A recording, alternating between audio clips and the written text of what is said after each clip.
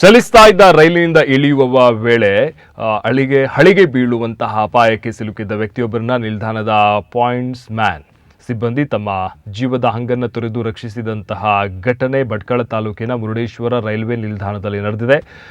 ಕೊಚ್ಚಿವಳಿಯಿಂದ ಗಂಗಾನಗರಕ್ಕೆ ಹೋಗ್ತಾ ಇದ್ದ ರೈಲಿನಲ್ಲಿ ಪ್ರಯಾಣಿಸ್ತಾ ಇದ್ದ ಮೊಹಮ್ಮದ್ ಗಫೂರ್ ಎನ್ನುವಂತಹ ಯುವಕ ರೈಲು ಹೊರಟ ನಂತರ ಗಾಬರಿಯಾಗಿ ರೈಲಿನಿಂದ ಇಳಿಲಿಕ್ಕೆ ಪ್ರಯತ್ನಿಸಿದ್ದಾನೆ.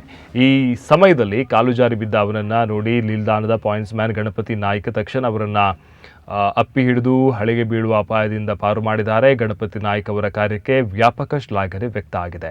ಸಿಸಿ ಕ್ಯಾಮೆರಾದಲ್ಲೂ ಕೂಡ ಈ ದೃಶ್ಯ ಸೆರೆಯಾಗಿದ್ದು ಈಗ ವೈರಲ್ ಆಗಿದೆ. ಗಣಪತಿ ನಾಯ್ಕ ಅವರ ಕಾರ್ಯವನ್ನು ಕೊಂಕಣ ರೈಲ್ವೆ ಸಾರ್ವಜನಿಕ ಸಂಪರ್ಕ ಅಧಿಕಾರಿ ಸುಧಾಕೃಷ್ಣಮೂರ್ತಿ ಹಾಗೂ ಹಿರಿಯ ಅಧಿಕಾರಿಗಳು ಶ್ಲಾಘಿಸಿದ್ದಾರೆ.